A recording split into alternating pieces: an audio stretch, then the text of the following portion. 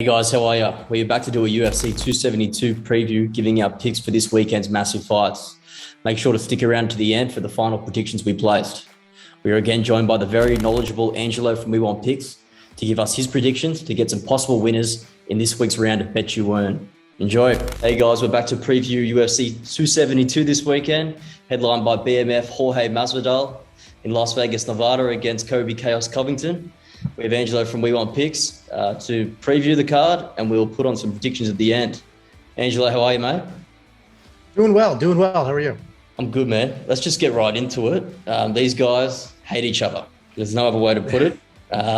Colby has been saying some crazy shit, in the last couple of days. It's probably one of the worst bits of trash talking I've seen, in my opinion. But these guys, they're cool personalities, but they've got amazing skill sets and they've been in the game for a long time. How do you see this fight going? And what do each fighter need to do to get that W? Yeah, it's definitely an interesting matchup. And you mentioned they hate each other now. They used to be friends. They used to be teammates. They literally lived together and they trained together because they're at the same weight class. And they were very close for a long time. And that's what makes this fight interesting, because they have put in hundreds of hours in the gym, right? They've rolled together. They've done, all sorts of sparring sessions together. So they know each other really, really well. And the fact that Colby is as confident as he is tells me that he knows how those sessions went. And I know a couple people at that gym, and I reached out to a few that have trained with both of them. And I said, hey, between us, how did this go? And they're like, listen, Colby won the grappling exchanges, as you expect, but when they were standing, George would touch him up and Colby would have a problem with it. He'd get pretty upset when he would get hit. So I think that's how this fight needs to go. For Colby to win, I think he just needs to out-wrestle George. Just literally take the striking out of it, take everything away from him, hold him against the cage, take him down, basically do to George what Kamaru Usman did in their first fight. And I think in order for George to win, he needs to keep it standing. He needs to make it uncomfortable. He needs to come forward, stay in Colby's face, touch him as often as possible. If Colby shoots, you got to hit him. You got to make it hurt. You got to make him pay for it. So I think it should be a really fun fight. It'll be interesting to see if emotions get the best of either one of them, because this isn't like Conor McGregor trash talk where he's just, he can get in people's heads and make that happen. This is actual. They have feelings for each other, real feelings for each other, that I don't think they're just going to hug it out at the end of the fight, because, if your best friend starts saying horrible things about you and your family, you don't just say, okay, no big deal later. So it's going to be an interesting fight for sure. Mentally, who has more pressure going into this fight? They both suffered losses to Kamaru Usman twice. Colby lost twice, pretty close though, both of them. Jorge, the first one was, he got dominated. In the second one, he got knocked out in the first round. Who do you think has more pressure mentally, but also, the tension between them two? That's definitely a big factor into this fight. Who's feeling the pressure more, do you think? Yeah, that's an interesting question. I actually think it'd be Colby, honestly, because Jorge Masvidal is the biggest, outside of Conor McGregor, he is the biggest UFC draw. He's the A side of this fight. Obviously, Colby's name is first on the poster, but that's literally because they do it by ranking. And Colby's ranked very highly because, as you mentioned, he did really well on those Kamaru fights. So he's the genuine number 2 guy in the world. But Jorge Masvidal is the A side. He's the popular one. He's the one everybody wants to see. He has made a ton of money. He will continue to make a ton of money. And a loss here, I don't think it does anything to him. I don't think it matters. I literally, he has that same aura as the Diaz brothers. The Diaz brothers can go out there, get the crap kicked out of them, and everybody loves them, and they will continue to be a draw. Where Colby, I think a lot of people are just waiting for the bottom to fall out. They want him to lose so they can be done with him and don't have to hear from him again. And it's a shame, because Colby's a great fighter, and it's all an act. That's not who he is as a human being. It's literally all an act. He reinvented himself. The UFC told him before he fought Damian Maia, we're going to cut you win or lose. I'm sorry, you're boring. We're going to have to cut you. And before that fight, that's when he turned his bad guy persona on, started saying horrible things about Brazilians, and then it just snowballed, and it's worked for him. He's made a ton of money, but he's burned a lot of bridges along the way. And I think there's a conflict within him, the actual human being, and then the character, and he's burning real bridges in real life. So I think there's a lot of pressure here, because if he loses this fight to George, who honestly isn't going to be a world champion. All of a sudden, Colby Covington's not in those world championship talks either. So I think all the pressure is on Colby for sure. If George wins, he is still the people's champ, and he will still get a big payday, a big fight, and come out there and entertain everybody for a few more years. Yeah, great. So if you had to give a prediction, what would you go with? I do think Colby wins. I think that his forward pressure, his wrestling is insane. I have a stat here. When Colby Covington fought Robbie Lawler, he landed 179 strikes and had 10 takedowns. So he was just in his face, nonstop pace, never stopped moving, never stopped coming forward. And if he does that to Jorge Masvidal, I think he'll have some success. Take away the striking, hold him against the cage, take him down, just stay really, really busy. And I think he will do that. And I think he will have success doing that. And again, they've trained together. So he knows what he did to him in the training room, in the grappling exchanges, and he's just going to lean on that. So I do think Colby wins, but I think it's a 5-round fight. And I think George will have some moments on his feet. So I think it'll be a lot of fun. I'm going to go with the upset here. I think Jorge knocks him out. Just a wild shot. It's going to be definitely challenging. I do see it going 5 rounds if Colby wins. But I think if Jorge can knock him out, he's got that power. He's very elusive. You don't know what you're going to get with him. So, he's probably thinking about some traps. There's going to be some interesting stuff that he's going to try and do. So I just think as, also predicting and putting on a bet, the odds are pretty good. I think it's like 325 at the moment. So I don't know what that's in America, but I think it's a good prediction to make.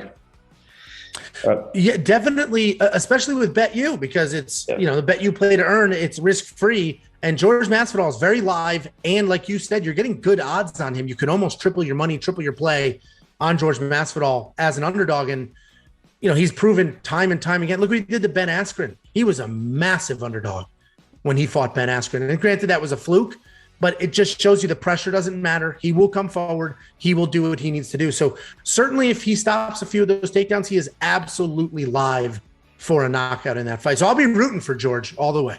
Very happy if he wins. They're both extremely tough as well, so it's going to be a cracker.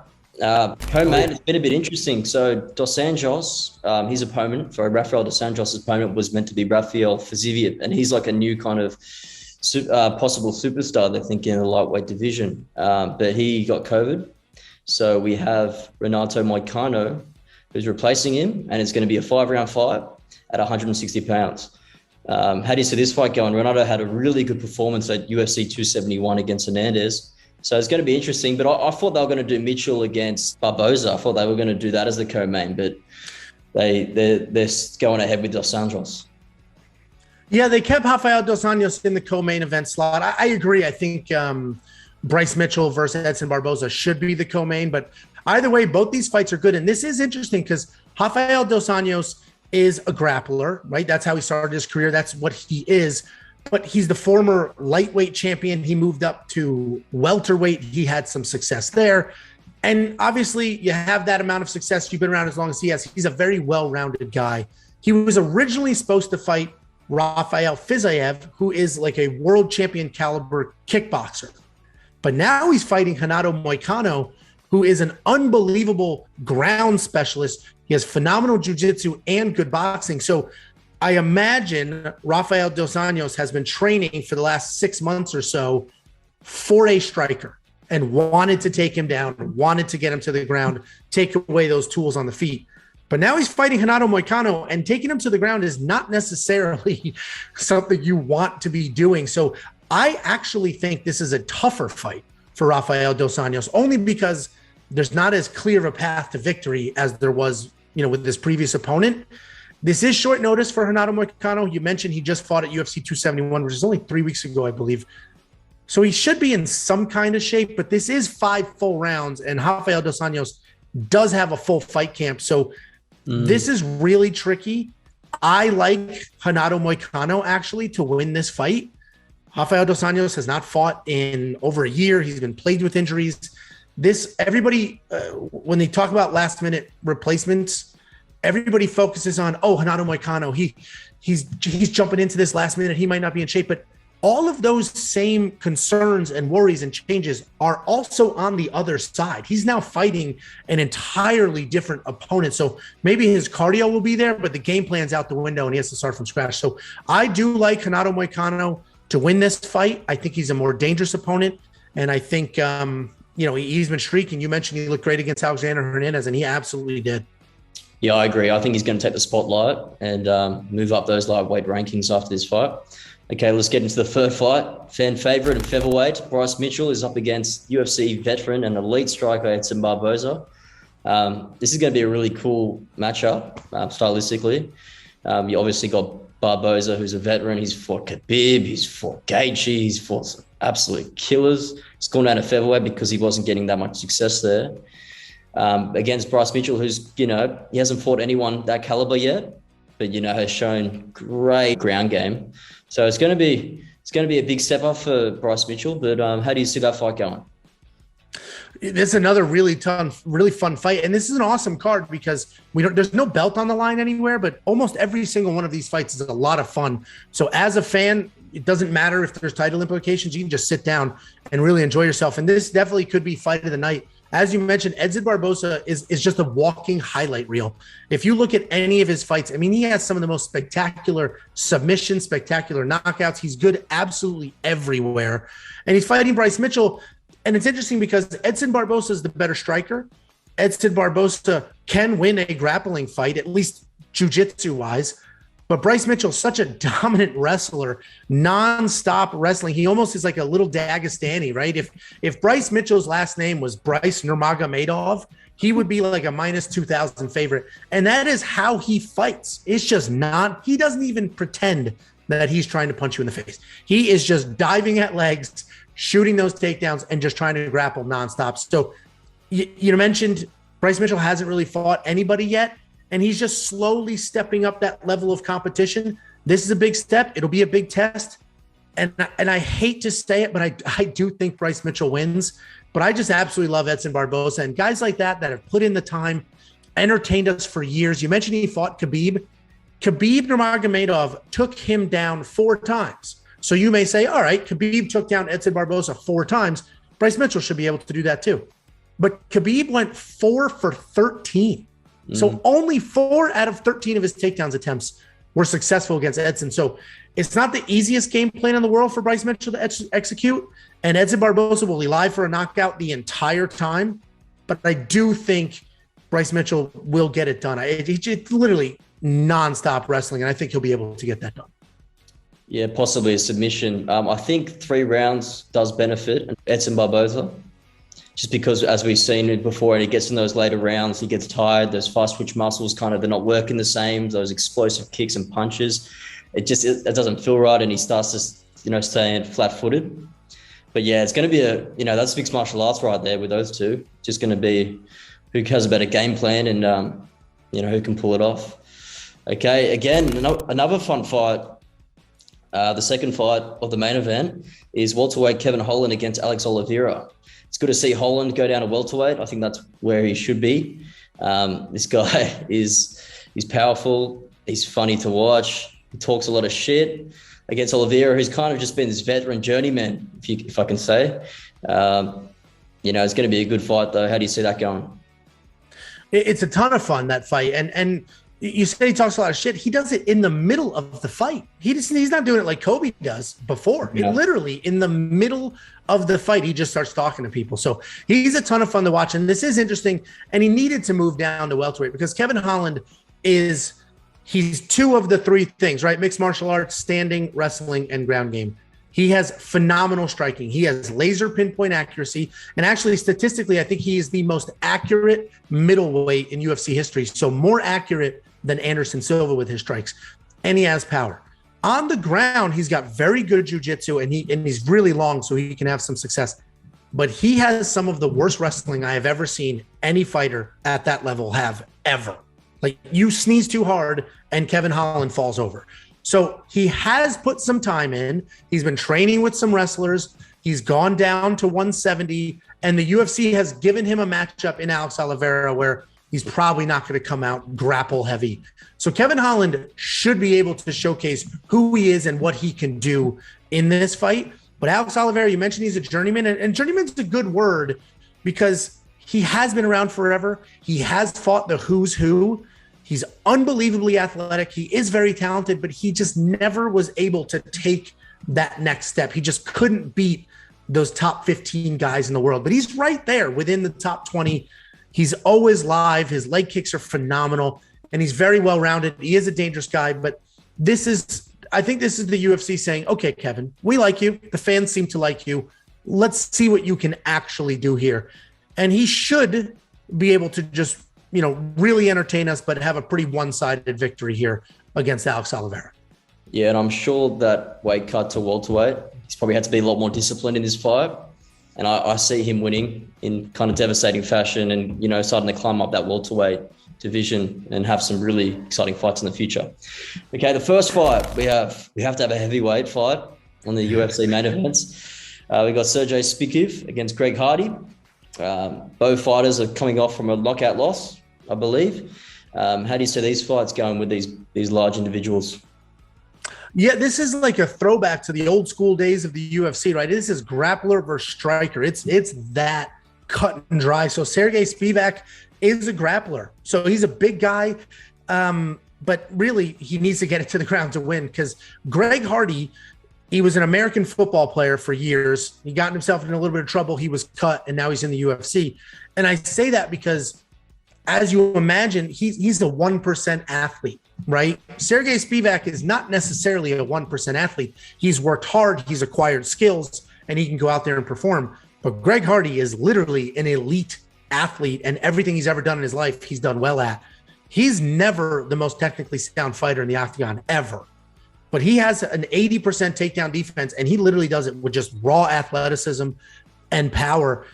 I'm a giant Tai Tuivasa fan. Last time we did this together, I said I thought Tai was going to beat Derek Lewis, and he did. But before that Derek Lewis fight, he fought Greg Hardy, and Greg Hardy cracked him. And Tai Tuivasa was almost knocked out.